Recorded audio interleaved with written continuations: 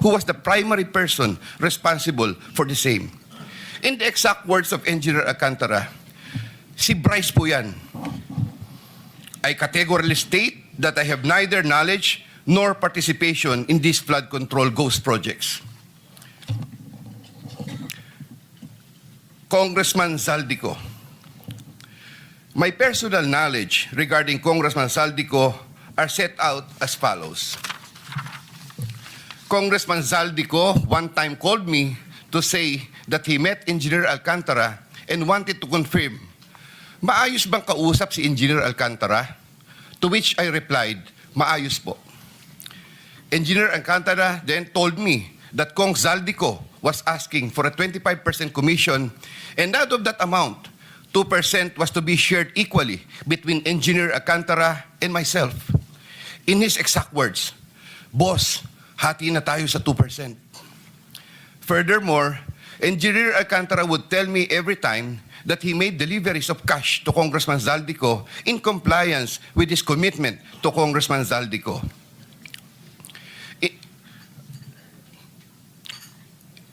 In this affidavit, I shall mention my personal knowledge regarding Senator Chis Escudero as follows. Maynard Ngu and I are close friends, and we go years back. He is also a close friend and campaign contributor of Senator Chis Escudero. Maynard Ngu asked me to submit a list of projects. I personally submitted a list of projects to Maynard Ngu, and some of the items therein pertaining to Valenzuela and Marinduque projects were subsequently included in the General Appropriations Act. A copy of the list of Valenzuela and Marinduque projects is here to attach to this affidavit as Annex A. When I gave him the list and in relation to the commitment, I asked him, Boss, paano to? Maynard replied, bahala ka na. I asked, Boss, okay na ba ang 20%? Maynard said, okay. After inclusion of the projects in the GAA, I delivered 20% of approximately 800 million or about 160 million to Maynard Ngu, which was meant for Senator Escudero. Finally, I would like to add that deliveries of cash were personally made to me, by me, to Maynard Ngu at his office in Manila. I confirm that Commissioner Lipana requested that he be referred to officers of DPWH Bulacan First DEO. I referred to Engineer Bryce Hernandez. I have no personal knowledge if they were able to secure a project in Bulacan First DEO. Furthermore, and subject to possible referral to an executive session upon the approval of the Honorable Chairman, I attest to the broader systemic issues in DPWH that are widespread. My statements hereunder are based on personal knowledge and direct interactions with the personalities involved with great risk to my safety and that of my family members. I confirm the following. Yusek Trigiv Olaybar of DepEd. Yusek Trigiv Olaybar used to work for Senator Ramon Bong Revilla and Senator Sani Angara before his appointment as Yusek for the Department of Education. Sometime 2010, I met for the first time Yusek Olaybar, who was then working in the office of Senator Bong Revilla.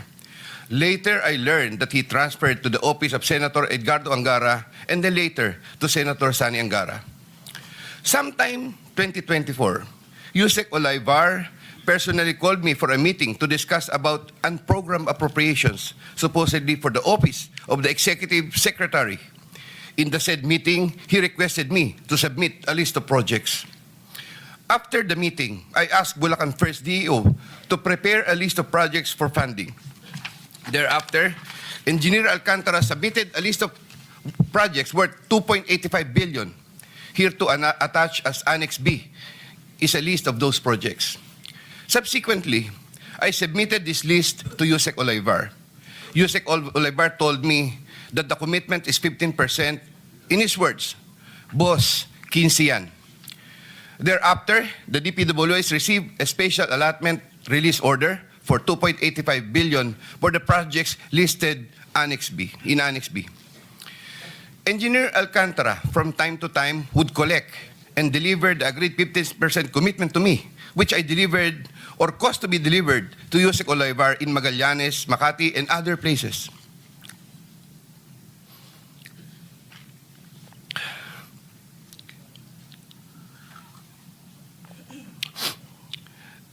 Senator Ramon Bong Revilla. Sometime in the year 2024, Senator Revilla and I met where I gave him a list of projects given to me by Engineer Alcantara.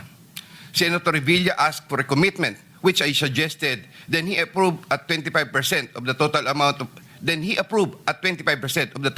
of the projects indicated in the list here to attach as Annex C. I relayed the 25% commitment to Engineer Alcantara and told him that Senator Revilla will appreciate additional contributions for his senatorial re-election bid. Engineer Alcantara collected the 25% commitment, or about 125 million, which was turned over to me and then delivered to Senator Revilla in his house in Cavite.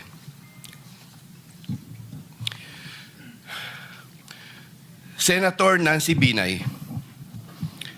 Sometime in the year 2024, Carlin Villa, a staff of trusted confidant of Senator Binay, called me and asked for a commitment which was set at 15% of the total amount of the projects indicated in the list here to attach as Annex D.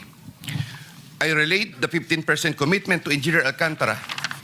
Engineer Alcantara collected 15% commitment, or about 37 million, which was turned over to me and which I then delivered to Senator Binay at a house in Quezon City. Given the complexities of the transactions and personalities involved, I humbly reserve the right to submit a supplementary affidavit if warranted in the premises.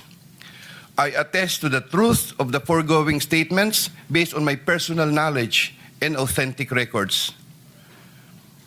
In witness or hope, I will be affixing my signature this day of September 2025 here. Mr. Chair. Yeah, kindly sign your affidavit in the presence of everybody.